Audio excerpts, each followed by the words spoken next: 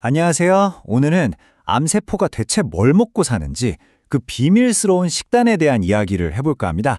이게 생각보다 훨씬 더 뜨거운 논쟁거리거든요. 바로 그 논쟁의 한복판으로 들어가 보겠습니다. 무려 100년, 정말 긴 시간이죠? 과학자들이 100년 동안이나 물어온 질문이 있습니다.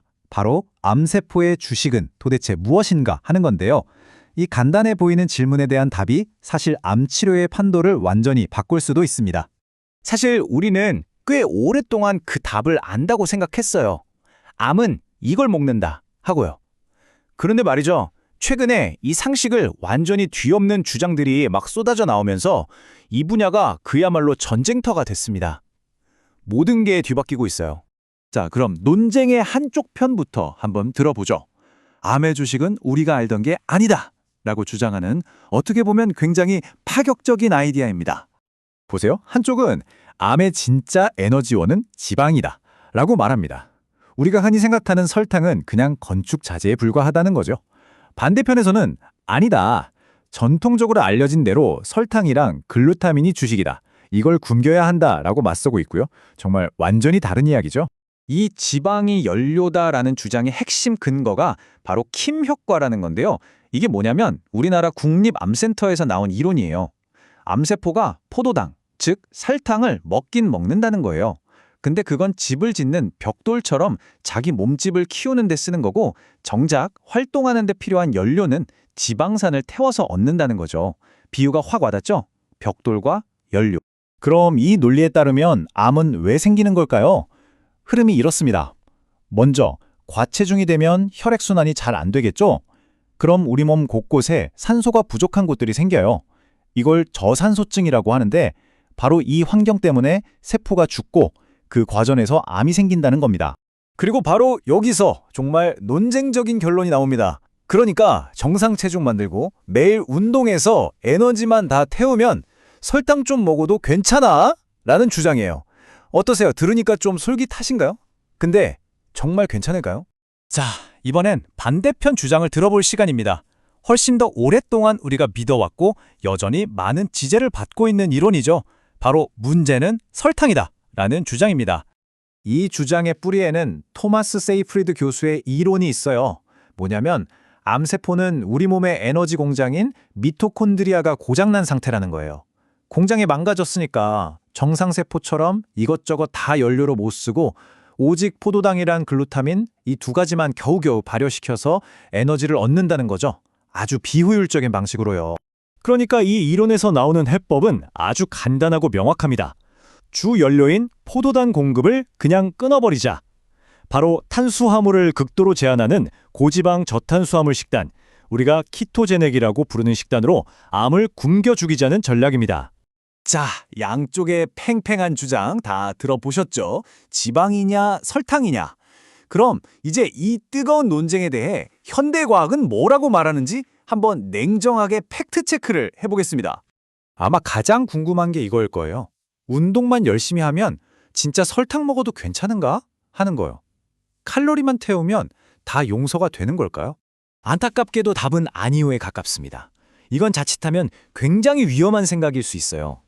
왜냐하면 우리가 운동으로 칼로리를 태우는 것과 별개로 설탕을 먹으면 혈당이 치솟잖아요. 그럼 우리 몸에서 인슐린이랑 IGF-1 같은 호르몬이 확 나와요. 근데 이 호르몬들이 암세포한테는 뭐냐면 자, 어서 쑥쑥 자라라 하고 외치는 강력한 성장 신호등 같은 거예요. 칼로리를 태우는 것만으로는 이 신호등을 끌 수가 없는 거죠. 그럼 반대로 생각해 볼까요? 좋아. 그럼 설탕 끊고 키토제닉 식단하는 게 무조건 정답이겠네. 라고요. 과연 그럴까요? 여기에도 정말 중요한 반전이 숨어 있습니다. 이 표를 좀 보세요. 이게 바로 키토의 역설입니다. 키토제닉 식단이 양날의 검이 될 수 있다는 건데요. 예를 들어 어떤 특정 유전자 변이를 가진 흑색종 환자의 경우 고지방 식단을 했더니 오히려 종양 성장이 2배나 빨라졌다는 연구 결과가 있어요. 또 암이 많이 진행돼서 체력이 바닥난 환자에게 탄수화물을 극단적으로 제한하면 근육이 더 빠지고 면역력이 약해져서 오히려 더 위험해질 수 있다는 거죠. 자, 그럼 도대체 진실은 뭘까요? 지방이에요? 설탕이에요? 둘 다 아닌가요? 현대과학에 내놓은 답은 이 둘의 싸움을 한 번에 정리하는 새로운 개념입니다. 그건 바로 대사정 유연성이라는 개념이에요. 말이 좀 어렵죠? 쉽게 말해 암세포는 똑똑한 하이브리드 자동차 같다는 겁니다. 포도당이라는 휘발유를 쓰다가 이게 부족해지면 글루타민이나 지방산 같은 전기로 바로 바꿔서 달리는 거죠.